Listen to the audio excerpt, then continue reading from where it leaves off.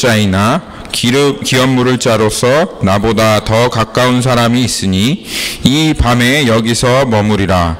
아침에 그가 기업 물을 자의 책임을 내가 이행하려 하면 좋으니 그가 그 기업 물을 자의 책임을 행할 것이니라. 만일 그가 기업 물을 자의 책임을 내가 이행하기를 기뻐하지 아니하면 여호와께서 살아계심을 두고 맹세하노니 내가 기업 물을 자의 책임을 내게 이행하리라. 아침까지 누워 있을지니라 하는지라. 아멘. 자, 기도하고 말씀 나누도록 하겠습니다. 살아계신 하나님, 예수 그리스도 안에 모든 존귀함과 보화가 있음을 고백합니다. 하나님, 오늘 이 말씀을 통해서 주님께서 우리들에게 진리를 베푸실 때 성령님께서 우리들 가운데 인도하여 주시며 모든 진리로 우리들이 나아갈 수 있게 하여 주옵소서. 그리고 우리 안에 있는 모든 거짓과 하나님을 향한 잘못된 생각들을 다 깨어뜨리시고 무너뜨리시며 하나님의 능력으로 우리를 정결케 하시고 새롭게 하셔서 주님 앞에 거룩하고 흠없는 자들로 주님 세워주시기를 간절히 기도합니다. 주님께서 그것을 하시지 아니하시면 누구도 그 일을 하실 수 없음을 주님 앞에 정직하게 고백합니다. 이 시간 절실하게 하나님 앞에 고백하오니 이 나눠진 말씀들이 하나님의 말씀으로 우리들 심령 가운데 떨어지게 하여 주시고 그리고 그 말씀을 통해서 우리가 오직 하나님을 구하며 더욱더 하나님께로 가까이 나아가는 저희들 되도록 주의 백성들 되도록 인도하여 주옵소서. 모든 것을 주님 앞에 의탁드리며 감사드리며 살아계신 예수님의 이름으로 기도하였습니다. 아멘.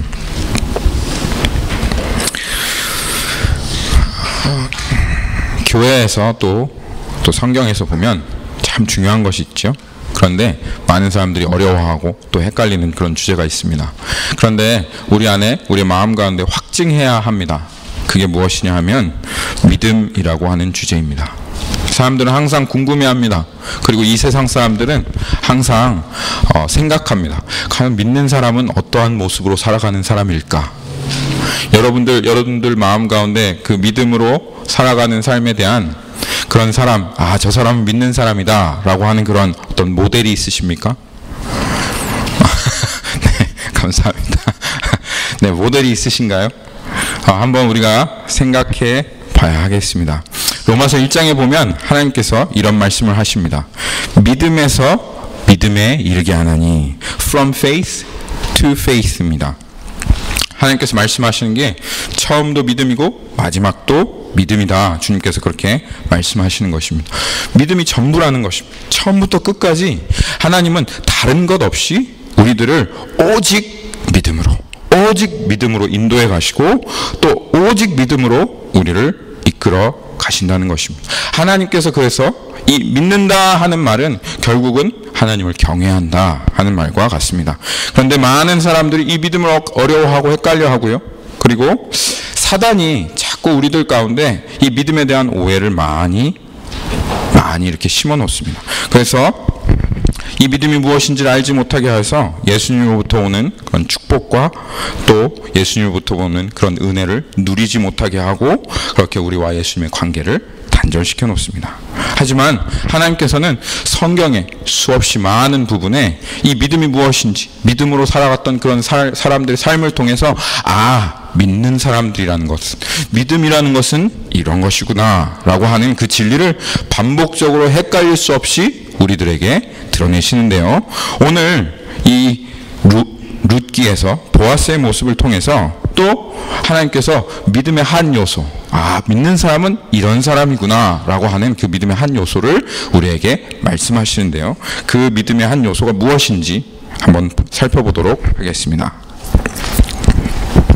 지난주에 하나님께서 말씀을 통해서 우리에게 보아스가 얼마나 룻을 존귀하게 보았는지 말씀하셨어요. 그렇죠? 거기에 룻기 10장 11절에 보면 룻기 3장 11절에 보면 그리고 이제 내 따라 두려워하지 말라 내가 내 말대로 내게 다 행하리니 내가 현숙한 여자인 줄을 나의 성읍 백성이 다 아느니라. 그래서 현숙한 여자라고 했던 그 말이 worthy woman이라고 그렇게 얘기하셨습니다. 자기의 모든 소유를 다 팔고 모든 것을 다 잃어버린다고 할지라도 룻만 얻을 수 있다면 내가 기꺼이 그렇게 하리라. 내가 너의 기업 물을 자가 되리라 하고 말한 것이 이 고백이라고 지난주에 나눴습니다. 보아스에게 있어서 룻은 자신의 모든 것을 주고도, 모든 것을 주어서 얻어도 아깝지 않은 그런 보물이 되었다는 것을 하나님께서 우리에게 보여주셨죠. 이제 보아스는 룻이 없으면 살 수 없는 사람이 되었어요. 그러니까 자신의 모든 소유를 다 팔아서 그 룻과 바꾸기로 작정한 것이죠. 룻을 리딤하기로 작정한 것이죠. 그리고 보아스는 아주 신실한 사람이었습니다. 그가 입 밖으로 낸 말은 절대로 지키는, 번복하지 않는 그런 신실한 사람이었습니다.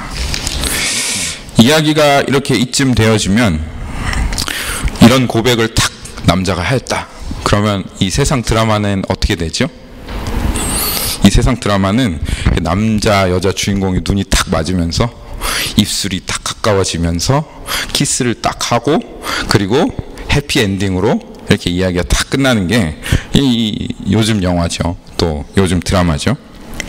만약 룻기가 그렇게 끝났다면 재밌는 어떤 로맨스, 아니면 우리 목장 모임 시간에 나눴던 것처럼 좀 삼류 드라마 같은 그런 이야기는 될 수 있을지 몰라도 성경책은 될 수 없었을 것입니다. 그런데 오늘 룻기가 성경이 되어진 이유가 오늘 말씀에 또 나와 있습니다. 이제 보아스가 내가 너에게 기업을 물어주겠다, 내 모든 소유를 다해서 내가 너를 아내로 맡겠다, 그렇게 얘기했으면 이제 다 되었을 것 같은데, 오늘 말씀에 보면 반전이 있어요. 무슨 반전인지 한번 살펴보겠습니다. 참으로 나는 기업 물을 자이나 기업 물을 자로서 나보다 더 가까운 사람이 있으니. 한국말로는 이게 잘 번역이 안 되어 있는데요, 영어로 보시면 그 번역이 나와 있습니다. 이 11절 말씀이 어떻게 시작하고 있냐면 and now 이렇게 시작하고 있습니다. 무슨 말이죠 이게? and now, 이 말은 화제를 전환하는 말입니다. 이제까지 흐름이 아주 좋게 왔다. 그래, 내가 기업을 물어주겠다, 그렇게 얘기하고 이렇게 흐름이 아주 좋게 나왔다. 그런데 화제를 전환하며, 그런데 문제가 하나 있다는 거예요. 참으로 나는 기업 물을 사람이다. It is true that I am a redeemer. 그런데 여기서 보아스가 강조하고 있는 단어가 무엇이냐면 A라고 하는 단어입니다. redeemer라고 하는 단어입니다. 그래, 맞다. 내 말대로 나는 너의 기업 물을 자야. 그런데 나는 안타깝게도 the redeemer가 아닙니다.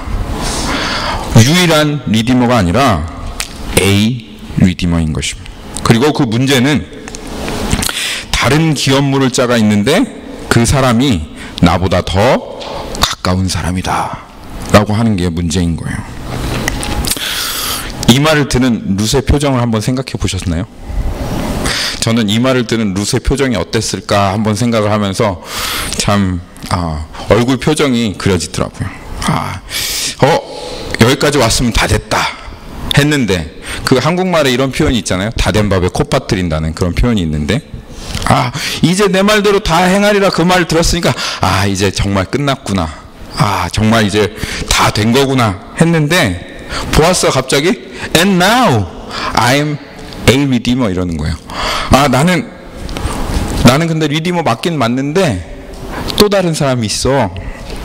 보아스 말고 또 다른 기업 물을 자가 있어. 그리고 그 사람이 더 가까운 사람이야 라고 딱 얘기하니까 룻의 표정이 어땠을 것 같아요? 만약에 제가 그 자리에 있었으면 아마 이런 생각이 들었을 것 같아요. 불사, 번지수를 잘못 찾았구나. 이걸 어떡하지? 죄송합니다. 제가 먼저 저 사람한테로 먼저 갔다가 그 사람이 안 된다 하면 돌아왔었어야 되는데, 제가 외국에 있어서 잘 몰랐어요. 아마 거기에 들렸다가 다시 올게요. 아마 이렇게 했을 수도 있었겠죠. 그래야 하나. 아무리 어두운 밤중이라고 룻의 얼굴 보이진 않았지만 룻의 이런 복잡하고 두려워하는 마음이 아마 보아스에게 고스란히 느껴졌을 거예요. 또 이 말씀을 이렇게 묵상하면서 나오미도 생각이 나더라고요. 정말 우리 나오미, 실망시키지 않는 나오미입니다. 여기 2장 그 3장에 보시잖아요. 3장 말씀 보시면 룻의 시어머니 나오미가 그에게 이르되 내 딸아 내가 너를 위하여 안식할 곳을 구하여 너를 복되게 하여 하지 않겠느냐. 이렇게 말할 때부터 알아봤었어야 되는데 룻이 왜 이렇게 갑자기 나오미가 룻에게 이렇게 갑자기 잘해주면서 내가 너의 안식할 곳을 구해야 하여 너를 복되게 하지 않겠느냐 이렇게 말씀했는지 이야기했는지 이제 딱 알게 되었죠. 제가 딱 보니까 돌아가는 그 상황을 보니까 나오미가 딱 봤어요. 기업 물을 자가 2명이야. 보아스가 있고 그리고 다른 사람이 있는데 근데 아무리 봐도 보아스가 나은 거예요. 보아스가 참 사람도 좋고 참 보아스가 좋은 거예요. 그런데 상황은 어떤 상황이냐면 다른 사람이 더 가까운 거야. 그래서 만약에 정법대로 해서 바른 방법대로 해서 그 사람한테 먼저 가서 우리의 기업을 물어주겠냐 그래서 예스 하면은 그럼 보아스를 놓치는 거잖아요. 그럼 그렇게 되면 안 되잖아. 그래서 정법대로 가지 않고 편법을 쓴 겁니다. 그래서 내가 너를 복되게 하겠다 하면서 시킨 게 뭐죠? 시킨 게 미인계를 시켰어요.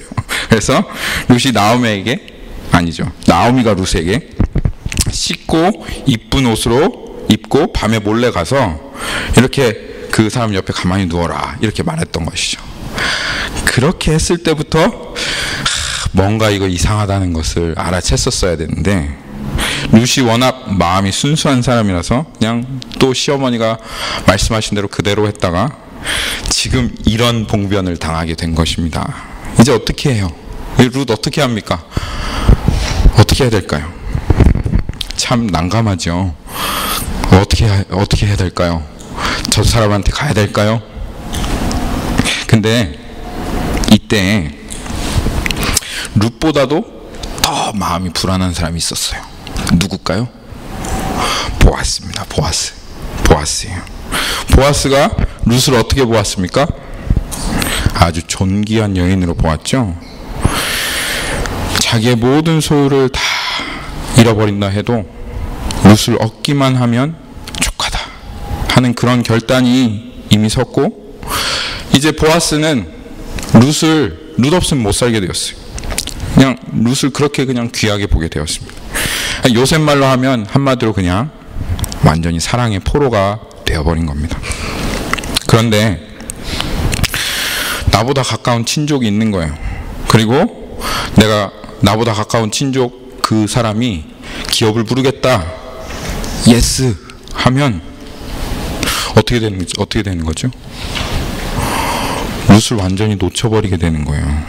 모든 것을 주고도 아깝지 않은 룻인데 그 사람의 아내가 되면 정말 자기가 그렇게 존귀하게 여겼던 사랑했던 그 사람의 행복을 위해서 그 사람을 떠나보내야 하는 그런 상황이 찾아오게 되는 것입니다. 유행과 이별과 가사 같은 그런 기가 막힌 상황이 이 룻기에서 전개가 되어줄 수 있는 것이죠. 사실 보아스도 이제 그 인생을 다 살아본 사람입니다. 지금 밤중에 찾아온 이 룻의 배후엔 누가 있다는 걸 보아스가 알았겠어요? 나오미가 보냈다라는 것을 이 보아스가 이미 다 알고 있죠. 거기 한번 3장 17절 말씀 한번 볼까요? 거기에 이렇게 쓰여있죠. 이르되 그가 내게 이 보리를 6번 데워주며 이르기를 빈손으로 내 시어머니에게 가지 말라 하더이다 하니라. 벌써 이거 나오미가 보낸 것을 다 알고 빈손으로 가지 말라고 한 것은 나오미가 그 주도했던 일에 오케이 알겠습니다 하는 그 의미로 지금 이렇게 약속의 선물을 보내준 것이죠. 그러니까 다 아는 거예요. 보아스는 이미 딱 보면 무엇인지 다 알고 있습니다. 그리고 이것을 통해서 보아스는 이미 알았어요. 나오미가 다른 친족이 아니라 나를 이미 선택했고 그래서 룻을 이 밤에 밤중에 자기에게 보낸 거라는 것을 이미 보아스는 다 알아챘습니다. 그리고 룻을 보면서 자신도 오케이 그렇지 맞아 가장 사랑스럽고 가치 있는 여인이다 라는 것을 이 밤중에 확신했어요. 그러면 자, 사건이 이렇게 이제 진행이 되었으면 그러면 우리에게 딱 주어지는 질문은 뭘 망설입니까? 그러면 뭘 망설여요? 상황이 이렇게 됐으면 그냥 다 된 거지. 이 인생에 찾아온 기회를, 이 룻을 잡을 수 있는 기회를 보아스가 놓쳐야 되겠습니까? 잡아야죠. 우리 같으면 그냥 그 밤에 벌써 그래 상황이 이렇게까지 됐는데 우리 100년 가약을 맺고, 그렇죠? 그냥 일을 저지르고 마는 것이죠. 우리가 하는 것은 그렇게 하죠. 그게 우리들의 방식인데 보아스는 어떻게 했을까요? 보아스는 이게 오늘 말씀의 핵심입니다. 보아스는 이렇게 하였습니다. 참으로 나는 기업 물을 자이나 기업 물을 자로서 나보다 더 가까운 사람이 있으니 이 밤에 여기서 머무리라. 아침에 그가 기업 물을 자의 책임을 내게 이행하려 하면 좋으니 그가 그 기업 물을 자의 책임을 행할 것이니라. 만일 그가 기업 물을 자의 책임을 내게 이행하기를 기뻐하지 아니하면 여호와께서 살아계심을 두고 맹세하노니 내가 기업 물을 자의 책임을 내게 이행하리라. 아침까지 누워 있을지니라 하니라. 이 보아스가 지금 이야기하는 것이 이것입니다. 내가 너를 존귀하게 여기고 내 모든 소유를 다 팔아서 너를 얻기를 원하지만 나는 여전히 하나님께서 정해놓은 기업 물을 자의 순서를 따르겠다. 하나님께서 정해놓은 그 질서를 어지럽히지 않고 나는 그 순리에 따라 행동하겠다. 참 보아스는 믿음의 사람이었습니다. 그리고 이 보아스의 지금 이 행동을 통해서 우리가 배울 수 있고 또 이것이 믿음이다 라고 할 수 있는 믿음의 한 요소가 바로 이것입니다. 많은 사람들은 이것이 하나님의 뜻이다, 그리고 내 마음 가운데 그 하나님의 뜻을 따르기로 결단했고 나에게는 그 하나님에게 순종할 열정이 있다, 그러면 그 마음이면 됐다, 순리 따위는 진리 따위는 무시해도 된다 라고 그렇게 생각하지만 보아스를 통해서 하나님께서 믿는 자들의 모습은 그렇지 않다. 하나님께서 정해놓은 순리와 그 질서, 그리고 그 하나님의 말씀을 따라서 그 정확하게 하나님께서 인도하시는 그 길로 가는 것이 믿는 자가 걸어가야 되는 그 걸음이라고 하나님께서 말씀하십니다. 4장에 가면 알 수 있습니다. 4장에 가면 다른 기업 물을 자가 어떤 사람인지 볼 수 있어요. 그 보아스가 하는 말 한번 보지요. 4장 9절, 4장 9절이 아니죠. 4장 5절 6절 말씀 한번 보십시오. 보아스가 이르되 내가 나오미 손에서 그 밭을 사는 날 곧 죽은 자의 아내 모압 여인 룻에게서 사서 그 죽은 자의 기업을 그의 이름으로 세워야 할지니라 하니 그 기업 물을 자가 이르되 나는 내 기업에 손해가 있을까 하여 나를 위하여 물으지 못하노니 내가 물을 것을 내가 물으라. 나는 물으지 못하겠노라 하는지라. 지금 이 사람 뭐라고 하고 있죠? 네가 물어라. 네가 처음이다. 네가 기업 물을 자 처음 순서다 그랬더니 맨 처음 물은다고 하였어요. 근데 너 룻이랑 결혼해서 애를 낳아줘야 돼. 그러니까 그때서 태도가 확 돌변합니다. 애를 낳으면 그 땅을 다 잃어버릴 텐데 나에게 손해가 될까봐 나는 기업을 물지 못하겠다, 그렇게 얘기하는 것이죠. 정말 못된 사람이죠. 다른 기업 물을 자는 자기의 이익만을 생각하는 못된 사람이었습니다. 보아스가 보기에 그 사람에게 이 존귀한 룻은 합당하지가 않아요. 말이 되지 않는 거예요. 근데 그 사람이 예스라고 하기라도 하면 정말 큰일 나는 거예요. 그렇지만 보아스는 여전히 하나님께서 정해주신 그 질서대로, 그 순리대로, 하나님 말씀하신 대로 다 이행합니다. 자신은 여전히 기업물자 중에 두 번째 순서이고 첫 번째가 있으니까 나는 그에게 먼저 물어보겠다. 아무리 그 사람이 그런 사람이라 할지라도 나는 먼저 그렇게 하겠다라고 말씀하시는 것입니다. 정해진 질서를 어기지 않고 자신의 본분을 지켰습니다. 그렇습니다. 하나님을 믿는다 하는 것은, 하나님을 경외한다 하는 것은, 그러면 우리 안에 반드시 회복되어야 할 것이 있는데 그것이 우리의 삶에 있는 질서입니다. 여러분, 질서가 무엇인지 아십니까? 질서라는 것은 이런 거예요. 가장 먼저 와야 할 것이 가장 먼저 오는 것입니다. 그리고 하나님께서 나에게 맡겨주신 나의 그 본분, 그것을 알고 거기에서 넘어가지 않는 것이 바로 질서입니다. 그리고 믿음으로 반드시 하나님께서는 이 질서를 우리의 삶 가운데 회복하십니다. 하나님을 하나님으로 여기지 않던 삶에서 매사에 하나님을 인정하는 삶으로 믿음은 우리를 회복시켜 갑니다. 부모가 부모답게 살아가지 않고 아들이 아들답게 살아가지 않고 인간이 인간답게 살지 않았던 것을 믿음은 반드시 회복시켜 갑니다. 그리고 여러분, 반드시 기억해야 할 것이 있습니다. 믿음을 통해서 하나님께서 우리에게 생명을 주시는데요. 믿음을 통해서 하나님께서 우리에게 생명을 회복시키시는데 이 생명은 어디에서 나오는지 아세요? 생명은 그냥 나오지 않습니다. 이 생명은 반드시 질서 가운데 나옵니다. 질서 가운데. 생명은 질서와 관계가 있습니다. 질서가 깨어지면 반드시 생명을 잃어버리게 되어 있습니다. 쉽게 예를 들어서 교통질서 한번 생각해 보시겠어요? 신호등, 그거 빨간불 있고 파란불 있고 노란불 있는 거, 그거 아무것도 아닌 것 같죠? 그런데 그 신호등의 신호를 지키지 않고 질서를 깨어뜨리면 어떻게 되죠? 그럼 바로 죽습니다. 네. 교통사고가 나는 거예요. 여기 간호사 하신 분들 계신데요. 몸도 마찬가지예요.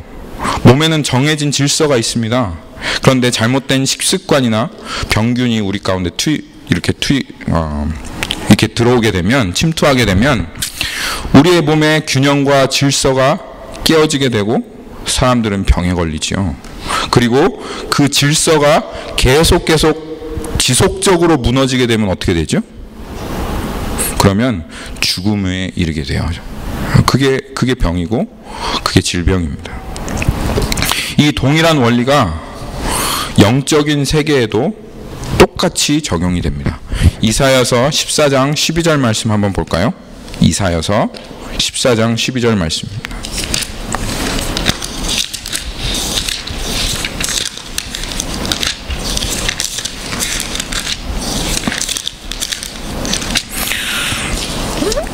이사야서 14장 12절 말씀 보면 맨 처음에 범죄한, 맨 처음에 질서를 깨어뜨린 그 일이 여기에 기록되어 있습니다.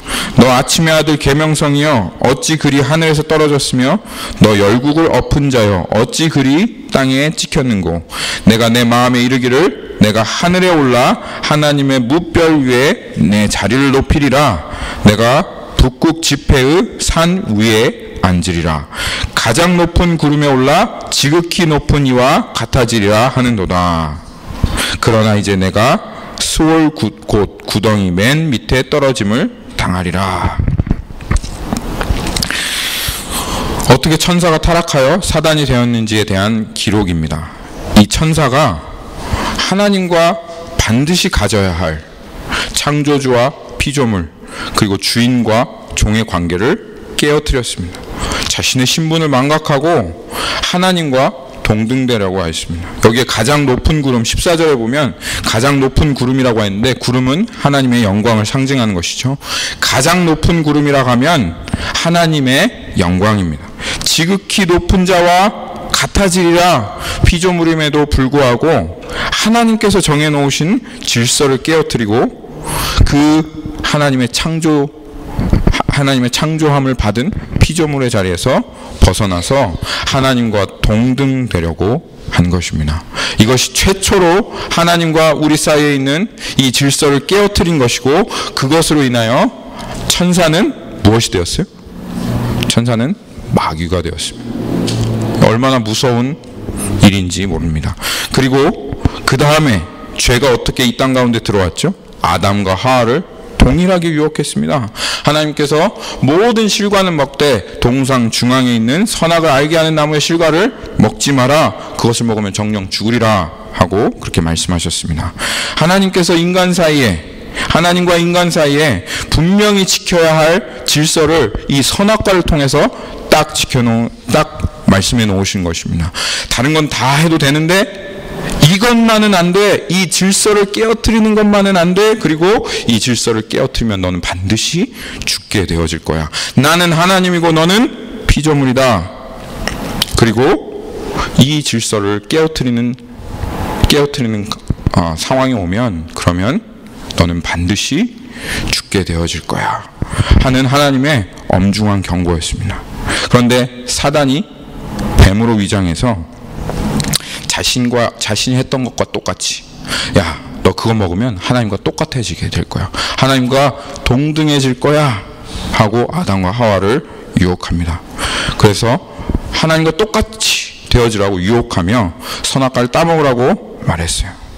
그리고 아담과 하와는 어떻게 했습니까? 선악과를 왜 따먹었습니까? 하나님이 되려고, 하나님과 동등되려고 그 선악과를 따먹고 맙니다. 그리고서는 그 질서가 깨어지니 무엇이 들어왔죠?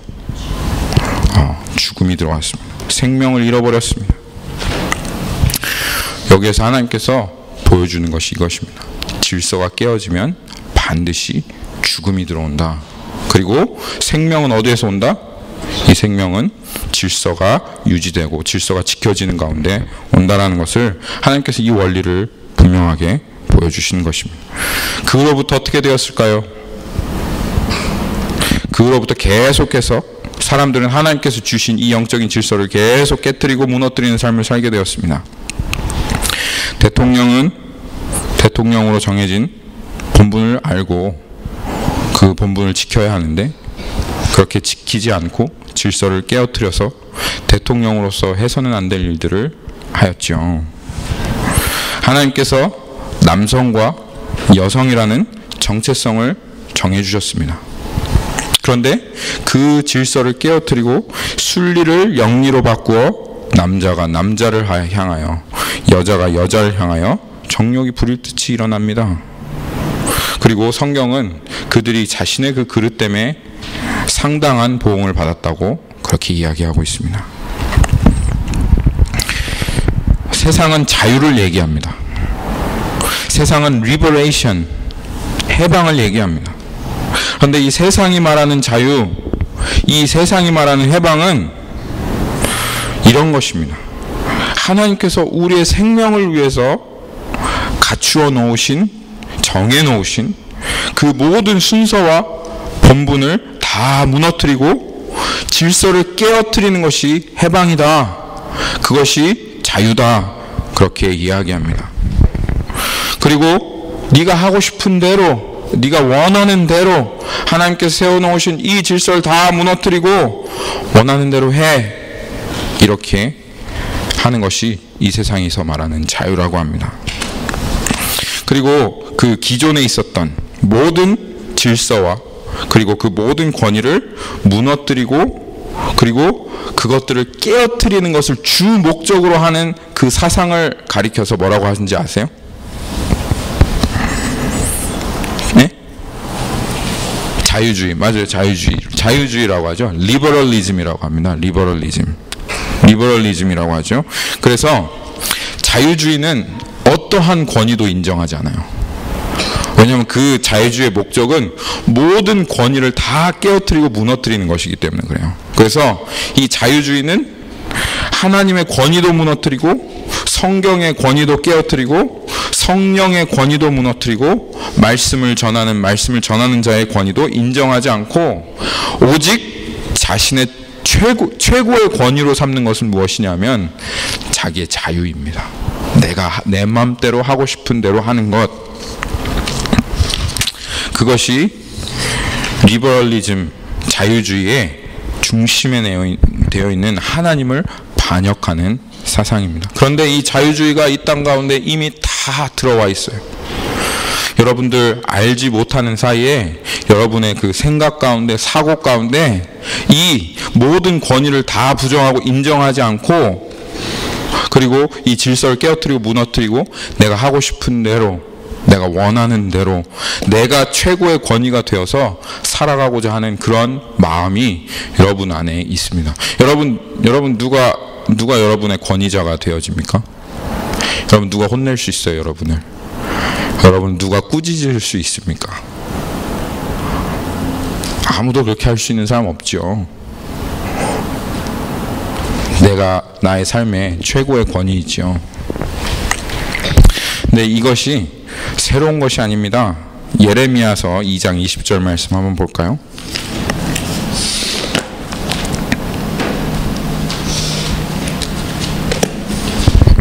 예레미야서 2장 20절 말씀.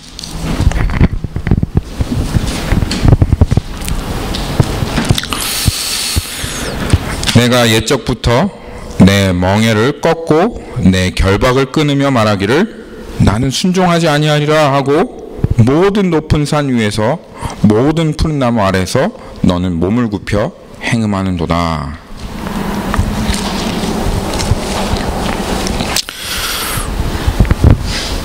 하나님께서 지워주신 이 멍에를 이스라엘 백성이 항상 벗어버리기를 원했습니다. 그래서 이스라엘 백성은 그 멍에를 꺾어버리고 벗어버리고 정말 난 마음대로 하고 싶은, 세상이 말하는 그 자유주의의 자유로 그렇게 나아가기를 원했습니다. 그래서 이스라엘 백성이 더 풍성한 삶을 누리게 되었습니까? 더 풍성한 생명을 누리게 되었어요? 아니요. 하나님 지어주신 그 가벼운 멍에를 꺾어버리고 주님이 쳐놓으신 사랑의 결박을 끊어버리고 주님을 떠나가서 뛰쳐나갔더니 완전히 망하게 되었죠. 망하게 되었습니다. 이 세상도 마찬가지입니다. 한번 이 세상이 어떻게 돌아가는지 보십시오. 하나님께서 세워놓으신 그 질서와 그 순리를 다 어기고 자신이 원하는 대로 이것이 자유다라고 하면서 그렇게 자기가 원하는 대로 그렇게 살아가는 이 세상의 결과가 지금 이 세상이 어떻게 돌아가고 있는지 한번 이 세상을 보십시오. 그러면 여러분들 그것이 참된 자유가 아니라는 것을 분명히 알 수가 있습니다. 그런데 하나님께서 참된 자유와 풍성한 삶과 생명은 참 역설적이죠. 이 역설적입니다. 우리가 진짜 참된 자유를 누리려고 하면 예수 그리스도의 종이 되어야 됩니다. 그러니까 이 성경은 역설적인 진리들을 너무 많이, 어떻게 예수 그리스도의 종이 되는데 참된 자유를 누릴 수 있습니까? 그런데 그게 진리예요. 예수님과의 온전한 관계가 회복되어지면 예수님이 정말 우리의 하나님이 되어지고 예수님이 우리의 삶의 최우선이 되어지고 그리고 예수님이 먼저가 되어지면 그러면 우리의 삶에 진짜 참 자유가 회복되어지는 이 성경의 놀라운 진리가 우리의 삶 가운데 경험되어지는 삶, 이것이 바로 믿음의 삶입니다. 그래서 마태복음 11장 9절에서 예수님께서 이렇게 말씀하시죠. 마태복음 11장 9절 한번 말씀 볼까요? 11장 29절 말씀. 나는 마음이 온유하고 겸손하니 나의 멍에를 메고 내게 배우라. 그리하면 너의 마음이 쉼을 얻으리니 라고 그렇게 말씀하십니다. 예수님 뭐라고 말씀하세요? 나의 멍에를 메라.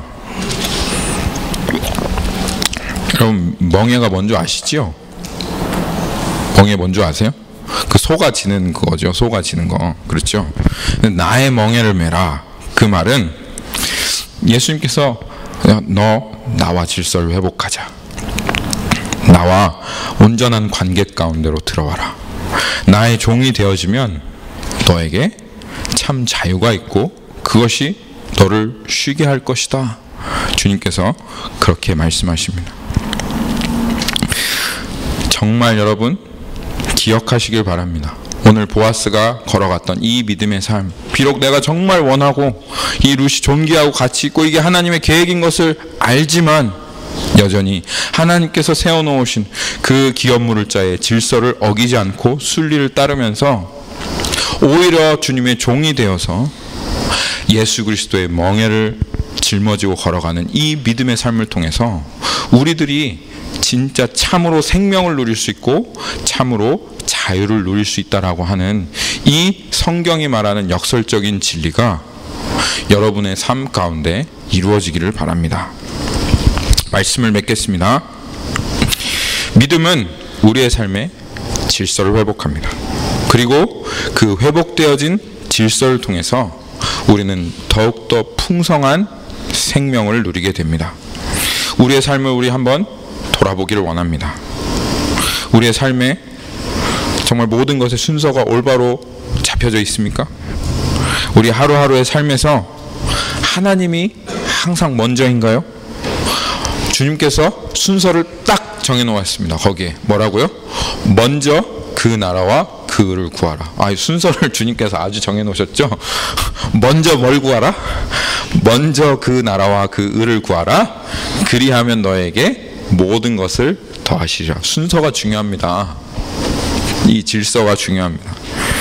하나님께서 말씀하시는 정말 신자다운 신자, 부모다운 부모, 그리고 사람다운 사람, 또 사역자다운 사역자로 그렇게 살아가고 있는지 우리의 삶을 한번 돌아보고 무너져 있는 질서를 우리가 회복해야 하겠습니다. 오늘 주님 앞에 주님께서 우리에게 말씀하실 때 너희들 내 앞에서 그 순서와 질서와 순리를 회복하라. 그 안에서 너에게 생명이 있다라고 주님 말씀하실 때 우리가 합당하게 주님 앞에 반응하며 나아가는 저희들 되었으면 좋겠습니다. 우리 같이 기도하겠습니다.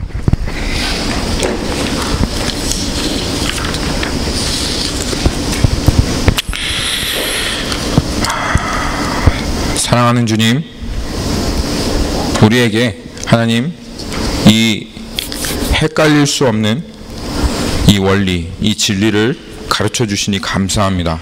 우리는 늘 항상 갈급하고 생명이 없고 하나님 능력이 없는 그러한 삶을 살아가고 있습니다. 그런데 그 원인이 무엇이고 나는 주님을 믿는데 나는 하나님을 쫓아가는데 왜 나의 삶은 이러한가? 라는 질문을 매번 던지지만 하나님 우리의 삶에는 그 답이 없었습니다. 그런데 오늘 보아스의 모습을 통해서 하나님 그 답을 우리들에게 가르쳐 주시니 감사합니다. 참된 관계는 주님과 온전한 질서가 회복되어지는 것입니다. 그 안에 생명이 있고 그 안에 능력이 있고 그 안에 풍성한 삶이 있다는 것을 우리에게 보여주시니 감사합니다. 하나님 성령 하나님께서 이 시간에 우리의 마음 중심 가운데 하나님과 무너져 있는 그 질서를 다 드러내 주시기를 간절히 기도합니다. 주님이 우선순위 되어지지 아니하고 먼저 그 나라와 그 의를 구하지 아니하며 내가 원하는 대로 이 세상이 말하는 자유해 또 너의 정욕대로 네가 원하는 대로 다 행해라 라고 하는 그 음성을 듣고 그렇게 행하였던 우리의 삶이 하나님 주님 앞에 이 시간 회개되어지고 하나님 주님께서 말씀하신 대로 보아스가 이렇게 하나님 그 순리대로 나아갔던 것처럼 하나님 그렇게 우리도 나아가기를 원합니다. 주님 그 질서를 회복하며 주님 앞에 나아갈 때 하나님 주님께서 쥐어주시는 그 명예를 가지고 하나님 앞에 나아갈 때 하나님 우리 안에 참된 풍성한 생명과 또 주님의 은혜가 회복되게 하여 주옵소서. 모든 것을 감사드리며 살아계신 예수님의 이름으로 기도하였습니다. 아멘.